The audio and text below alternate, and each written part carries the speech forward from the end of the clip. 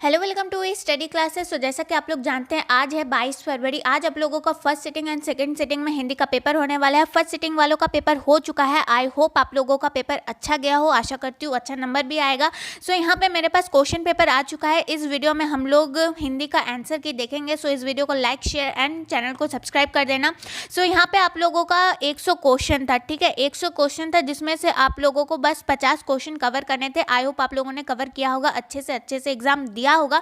सो चलिए इस वीडियो की तरफ आगे बढ़ते हैं। यहाँ पे मेरे पास सारे क्वेश्चन हैं, मैंने सारे आंसर जो है हम लोग देखेंगे, एक एक क्वेश्चन का एक एक आंसर करके देखेंगे, ठीक है। तो चलो अब आगे बढ़ते बिना किसी टाइम वेस्ट हुए। एक शेयर कर देना दोस्तों के साथ वीडियो को, एंड एक लाइक जरूर कर देना। एंड कुछ भी दिक्कत होता है तो कमेंट बॉक्स में कमेंट कर सकते हो। जिस भी क्वेश्चन का अगर आप लोगों को लग रहा है कि ये आंसर में कुछ गड़बड़ी है तो आप लोग कमेंट बॉक्स में कमेंट कर सकते हो, ठीक है। चलो अब आगे बढ़ते बिना किसी टाइम वेस्ट किए। क्वेश्चन नंबर 1, सुजान सागर किनकी रचना है? तो सुजान सागर जो है वो घनानंद की रचना है। बहुत ही प्रसिद्ध रचना है, आप लोगों ने पढ़ी होगी सुजान सागर, जो कि घनानंद की रचना है।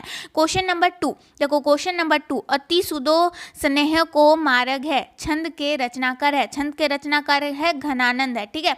आप लोगों के पास कोई भी सेट रहे, कोई दिक्कत नहीं है। आप लोगों को वीडियो पॉज करना है एंड क्वेश्चन का आंसर मिलाते हुए चला जाना है। इससे अच्छा आप लोग मतलब इससे बेनिफिट क्या होगा, आप लोगों को पता चल जाएगा कितना आंसर आप लोगों का सही है, ठीक है। प्रेमघन किस युग के कवि थे? तो प्रेमघन जो थे वो भारतेंदु युग के कवि थे, ठीक है। भारतेंदु युग आदिकाल मतलब ये सब जो है ये एक काल समय है, ठीक है, कालखंड है।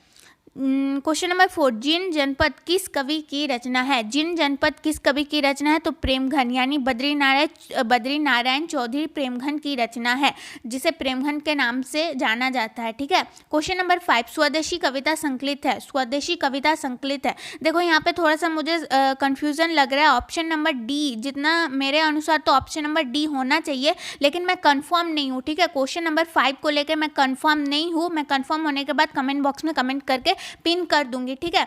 और अगर आप लोगों को लग रहा है क्वेश्चन नंबर 5 का कुछ अलग आंसर है तो आप लोग कमेंट बॉक्स में कमेंट करो। जितना दूर मुझे लग रहा है इसका ऑप्शन नंबर डी यानी प्रेमघन सर्वस्व से होगा। मैं कंफर्म नहीं हूँ, बार बार कह रही हूँ, ठीक है। क्वेश्चन नंबर 6, सुमित्रा नंदन पंत का जन्म कब हुआ था? तो कब हुआ था? 1900 ईस्वी में हुआ था सुमित्रा नंदन पंत का जन्म, ठीक है। भारतीय हिंदी साहित्य के बहुत बड़े कवित्री के नाम से जाने जाते हैं। चलो अब आगे बढ़ते हैं। खेत शब्द है, खेत शब्द क्या है? विदेशत, तद्भव, दसेज और तत्सम, तो तत्सम शब्द है, ठीक है, तत्सम शब्द है। क्वेश्चन नंबर 8, सत्य के लिए आग्रह, सत्य के लिए आग्रह के लिए एक शब्द है। एक शब्द क्या है? सत्याग्रह, ठीक है, सत्याग्रह गांधी जी ने चलाया था ना, आप लोगों ने सोशल साइंस में पढ़ा होगा। क्वेश्चन नंबर 9, वह छत से गिर पड़ा, ये किस कारक का उदाहरण है? तो ये किस कारक का उदाहरण है? तो अपादान कारक का, ठीक है। क्वेश्चन नंबर 10, ग का उच्चारण स्थान क्या है? ग का उच्चारण स्थान है कंठ, ठीक है।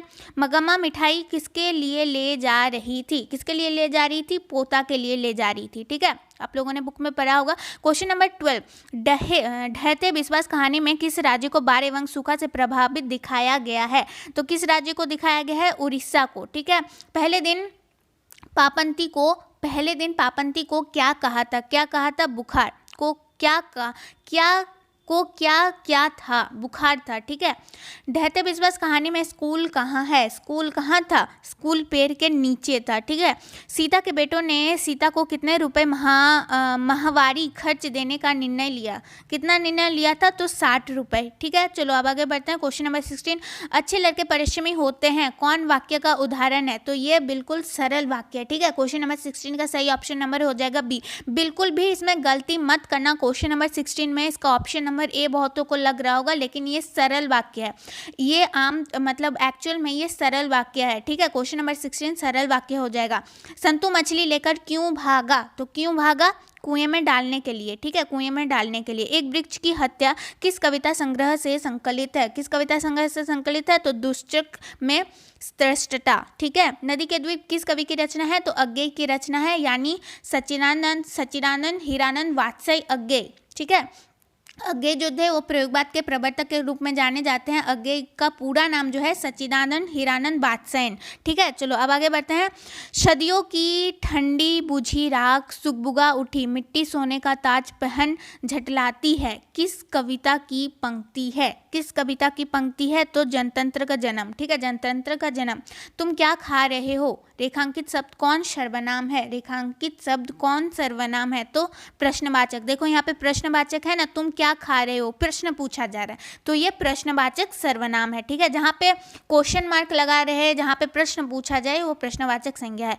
चोर शब्द का विलोम है, तो चोर शब्द का विलोम सबको ही समझ रहा होगा कि निर्दोष। देखो निर्दोष का जो निर्दोष शब्द का जो विलोम होता है वो दोषी होता है, लेकिन चोर शब्द का विलोम यहाँ पे साधु हो जाएगा। बिल्कुल भी गलत मत करना, चोर शब्द का विलोम जो होगा साधु होगा, ना कि निर्दोष। निर्दोष जो है वो गलत होगा, चोर शब्द का विलोम साधु होगा। चलो क्वेश्चन नंबर 23। क्वेश्चन नंबर 23 है कि भारत के प्रधानमंत्री किस पदबंध का उदाहरण है? तो संज्ञा पदबंध का। ठीक है, चलो क्वेश्चन नंबर 24। क्वेश्चन नंबर 24 संगम शब्द का संधि विच्छेद करने को कहा गया है, तो समजोरगम। ठीक है, समजोरगम। निम्न में शुद्ध वाक्य कौन सा है? शुद्ध वाक्य आपका बहुधी है। ठीक है, क्वेश्चन नंबर 26। मगमा क्या बेचती थी? मगमा क्या बेचती थी? तो दही बेचती थी। मगमा कहाँ की रहने वाली थी? कहाँ की रहने वाली थी? तो वो अबलूर के पास किसी गाँव की रहने वाली थी। ठीक है, मगमा किस भाषा की कहानी है? एक्चुअल में मगम्मा जो है वो कन्नड़ भाषा की कहानी है। ठीक है, कन्नड़ भाषा में उसको अनुवाद किया गया है हिंदी में। आप लोगों ने हिंदी में पढ़ा होगा, लेकिन एक्चुअल में वो कन्नड़ भाषा की कहानी है। मतलब मुख्यतः जो लेखक है मगम्मा के, उन्होंने किस भाषा में मगम्मा को लिखा था? तो कन्नड़ भाषा में लिखा था, बाद में उसको ट्रांसलेट किया गया था हिंदी में। ठीक है, धरती कब तक घूमेगी के रचनाकार कौन है? रचनाकार कौन है? सांवरदैया। लेखक सुजाता का जन्म कब हुआ था? देखो यहाँ पे ऑप्शन में तुम लोगों को है 1936, 1935, 1937, 1938 ईस्वी में, लेकिन अगर किताब में देखोगे तो 1968 ईस्वी में होगा। ठीक है, इसका सही आंसर 1968 ईस्वी में होगा, लेकिन मुझे समझ में नहीं आ रहा है। तो आप लोगों ने इसका आंसर क्या लिख के आया? आप लोग मुझे कमेंट बॉक्स में कमेंट करो कि सुजाता का जन्म आप लोगों ने क्या लिखा है, मतलब कौन सा ऑप्शन लगा है, ये आप लोग जरा बताना। लेकिन जितना दूर मुझे पता है सुजाता का जन्म लगभग 1960 ईस्वी के दशक के आसपास हुआ था। जितना दूर मुझे पता है 1968 ईस्वी के आसपास हुआ था, लेकिन यहाँ पे तो 1935, 36, 37 ये सब दिया हुआ है, तो आप लोग थोड़ा सा बता देना। जिंदगी और जो किस लेखक की रचनाकार है? तो अमरकांत की रचनाकार है। अगर आप लोगों ने नहीं पढ़ी है ये रचना, तो अमरकांत की रचना, किसी भी अमरकांत की रचना को उठा के पढ़ लेना, बहुत ही अच्छी होती है अमरकांत की रचना। और जिंदगी जोक एक सामाजिक कथाकार की रचना। चलो डिस्कशन नहीं करते हैं, लेकिन टाइम मिले तो जिंदगी और एक बार पढ़ लेना, बहुत ही अच्छी रचना है। बहादुर को लेकर कौन आया था? Question number 32। बहादुर को लेकर कौन आया था? तो लेखक का साला आया था। लेखक रामविलास शर्मा के गांव का क्या नाम था? क्या नाम था? तो ऊंचगांव सानी। देखो ऊंचगा सानी, ऊंचका गांव सानी, ऊंचा गांव सानी, तो इसका सही जो हो जाएगा वो हो जाएगा ऊंचगांव सानी। ठीक है, ऊंचगांव सानी। पंडित बिरजू महाराज किस घराने के वंशज थे? तो वो लखनऊ के रहने वाले थे, ये लखनऊ घराने के। भौतिकवाद का अर्थ भाग्यवाद नहीं है, किस संबंध की पंक्ति है? किस संबंध की पंक्ति है? तो ये जो है ये नागरी लिपि की पंक्ति है। ठीक है, चलो अब आगे बढ़ते हैं। Question number 36। बिरजू महाराज का संबंध है। देखो बिरजू महाराज जो थे वो नृत्यक थे। ठीक है, मतलब एक डांसर थे, कथक डांसर थे। बिरजू महाराज जो थे वो कथक डांसर थे, लेकिन यहाँ पे दिया हुआ है तबला वादन से, संतूर वादन से, बांसुरी वादन से। तो इसका जो सही ऑप्शन हो जाएगा इनमें से कोई नहीं, क्योंकि बिरजू महाराज जो थे वो एक नृत्यक थे। ठीक है, डांसर थे, कथक डांसर थे। Question number 37। निम्न में निश्चय शब्द का विलोम कौन है? विलोम कौन हो जाएगा? अनिश्चय हो जाएगा। ठीक है, वास्तविक शब्द में प्रत्यय है, वास्तविक शब्द में प्रत्यय है इक। ठीक है, वास्तविक, देखो विक है ना, विक, विक को अगर थोड़ा तोड़ोगे, विक, इक क्या आ रहा है? इक आ रहा है ना, तो इक हो जाएगा। ठीक है, बिल्कुल गलती से भी बिक मत कर देना, इसका सही ऑप्शन हो जाएगा ऑप्शन नंबर डी। ठीक है, किताब में देख लो एक बार। Question number 39। रुचि शब्द का विशेषण है। क्वेश्चन नंबर 39 रुचि शब्द का विशेषण है, ऑप्शन नंबर सी हो जाएगा, रुचि हो जाएगा। ठीक है, चलो अब आगे बढ़ते हैं। Question number 40। महाशय शब्द का स्त्रीलिंग रूप क्या है? स्त्रीलिंग रूप क्या हो जाएगा? महाशया हो जाएगा। ठीक है, महाशया हो जाएगा। Question number 41। भारत में जाति प्रथा का मुख्य कारण क्या है? तो देखो मुख्य कारण जो है वो गरीबी है। ठीक है, मुख्य कारण, क्योंकि एक राजा होते थे। ठीक है, राजा होते थे, फिर उसके नीचे एक होते थे, शायद मुझे याद नहीं, साहब ब्राह्मण होता था पहले ना, तो ये सब के कारण भारत में जाति प्रथा इसलिए प्रचलित है। ठीक है, क्वेश्चन नंबर 42, विष के दांत पाठ की विधा कौन सी है? तो वो कौन सी है? तो कहानी है। ठीक है, चलो क्वेश्चन नंबर 43, किस गवर्नर जनरल के समय 172 दारिस नामक सोने से परा घड़ा मिला था? तो इसका सही ऑप्शन हो जाएगा option number D, Lord Cornwallis. ठीक है, लॉर्ड कॉर्नवालिस। क्वेश्चन नंबर 44, पुराने का मोह सब समय वांछनीय ही नहीं होता, ये पंक्ति किस शीर्षक पाठ से ली गई है? तो ये जो ली गई है, ये नाखून क्यों बढ़ते हैं से ली गई है। क्वेश्चन नंबर 45, मछली किस प्रकार की कहानी है?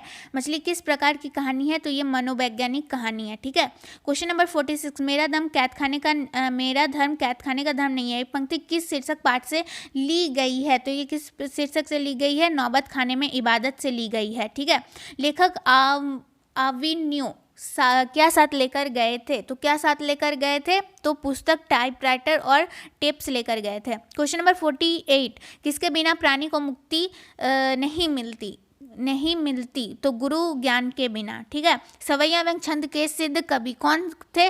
तो रसखान थे। ठीक है, रसखान थे। घनानंद किस भाषा के कवि हैं? घनानंद जो है वो ब्रज भाषा के कवि हैं। निम्न में शुद्ध शब्द है, देखो शिवी का स्पेलिंग गलत है, मधुर का स्पेलिंग गलत है, सौहार्द ये तो कुछ है नहीं, तो हिंदू जो है ये शब्द शुद्ध है। हिंदू का स्पेलिंग ऐसे ही हम लोग लिखते हैं, तो हिंदू जो है यहाँ पे शब्द शुद्ध है।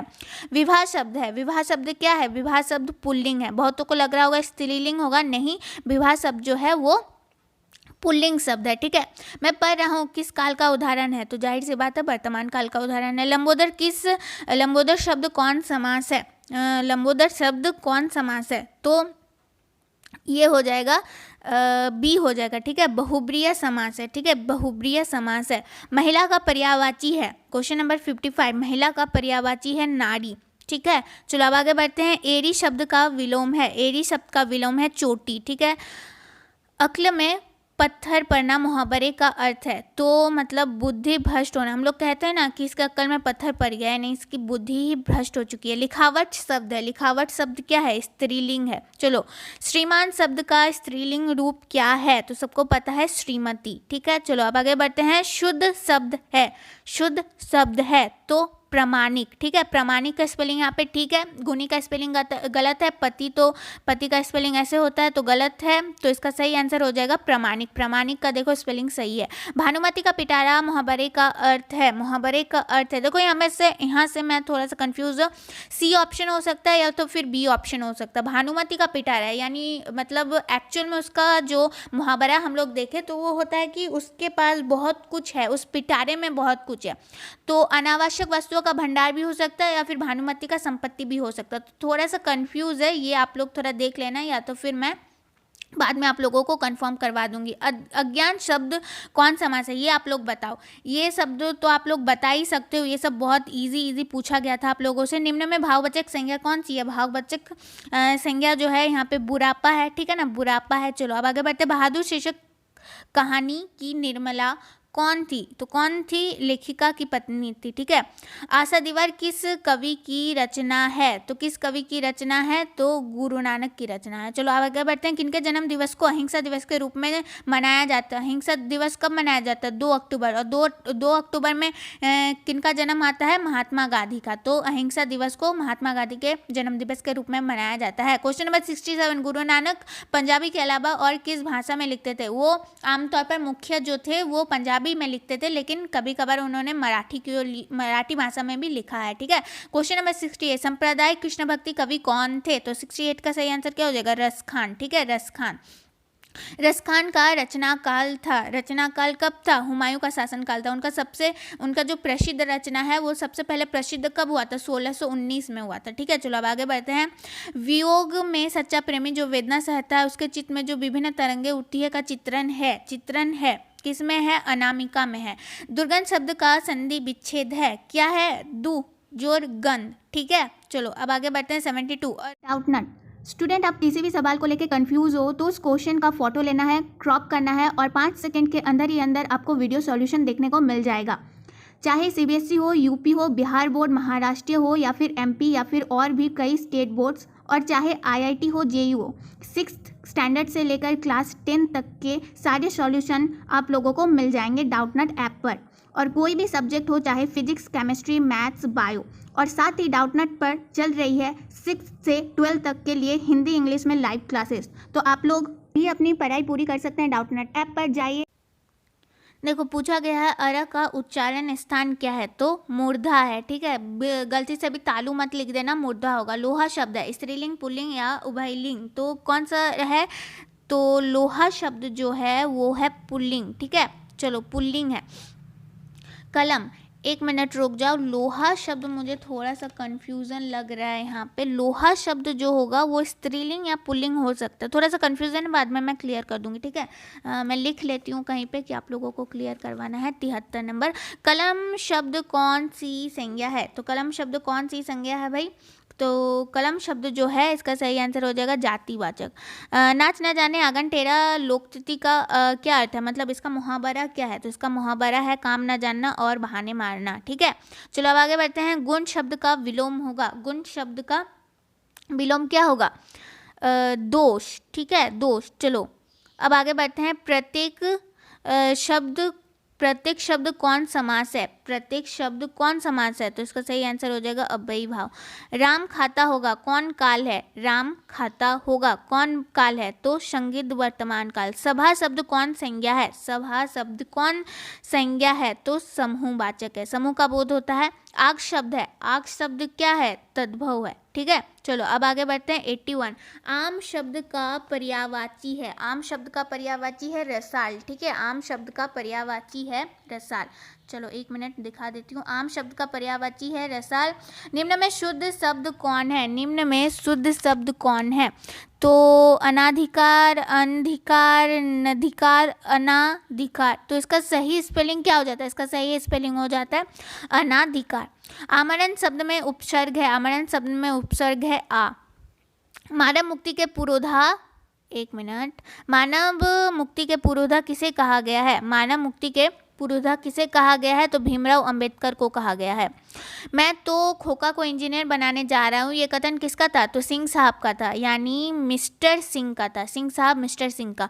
हितोपदेश का जर्मन भाषा में अनुवाद किसने करवाया था, तो किसने करवाया था, गुणाकर मूले ने करवाया था। निवृष विद्या का संबंध है, निवृष विद्या का संबंध है मनोविज्ञान से, मतलब मनोचिकित्सक के लिए ऐसी विद्या का प्रयोग होता है। क्वेश्चन नंबर 88, किस देश के लोग बड़े बड़े नख पसंद करते थे, नख पता है ना आप लोगों को, नख पसंद करते थे, तो गौड़ देश के लोग तभी के समय में बड़े बड़े नख पसंद करते थे। सूर्य नामक पुस्तक किनकी रचना है, तो किनकी रचना है, गुणाकर मूले की रचना। चलो अब आगे बढ़ते हैं, 1 मिनट रुक जाओ। देखो 86 का जो मैंने बोला है हितोपदेश का जर्मन भाषा में अनुवाद किसने करवाया था, तो मैक्स मूलर ने करवाया था। ठीक है, थोड़ा सा गलती हो गया यहाँ पे, 86 का जो सही आंसर होगा वो मैक्स मूलर ने करवाया था। और यहाँ पे थोड़ा सा मैंने कंफ्यूज कर दिया आप लोगों को। और जो सूर्य नामक पुस्तक है वो मैक्स मूलर की रचना है। नेवारी भाषाएं किस लिपि से ली गई है, तो ये देवनागरी से ली गई है, ये देवनागरी से ली गई है। ठीक है, दिनकर जी काव्य के साथ साथ क्या थे, कवि के साथ साथ क्या थे, उपन्यासकार भी थे, उन्होंने उपन्यास भी लिखे हैं। ठीक है, चलो अब आगे बढ़ते हैं। उगते हुए सूरज का देश किसे कहा जाता है, तो जापान को कहा जाता है, सबको पता है। 93, एक वृक्ष की हतर शीर्षक कविता में वृक्ष की सूखी डाली किसकी तरह थी, तो किसकी तरह थी वो थी राइफल की तरह। चलो अब आगे बढ़ते। कवित्री अनामिका के अनुसार चौखटे में क्या नहीं अटता, तो क्या नहीं अटता था, ये आप लोग थोड़ा बताना कमेंट बॉक्स में कमेंट करके। कौन सा महीना माँ के लिए आराध्य देव बन गया, तो बैसाख। पामपंती किस पर लेटी हुई थी, तो खटिया पर लेटी हुई थी। धरती कब तक घूमेगी शीर्षक कहानी में किसके महसूस होने लगा कि आकाश अनंत नहीं है, तो इसका सही ऑप्शन हो जाएगा ऑप्शन नंबर डी। सीता के कितने लड़के थे, सीता के कितने लड़के थे, सीता के 3 लड़के थे। तुलनात्मक व्याकरण किनकी रचना है, तो किनकी रचना है, कार्डवेल की रचना है। भ का उच्चारण स्थान क्या है, भ का उच्चारण स्थान है ओष्ठ। गलती से भी मूर्धा या फिर तालु या फिर दांत मत बोल देना, इसका सही जो ऑप्शन होगा वो ओष्ठ ही होगा। ठीक है, आप लोग किताब में देखो, आप लोगों के पास अगर व्याकरण है तो अच्छी बात है, व्याकरण होना भी चाहिए आप लोगों के पास। तो भ का उच्चारण देखो, भ जो होता है वो ओष्ठ से होता है। ठीक है, ओष्ठ से होता है।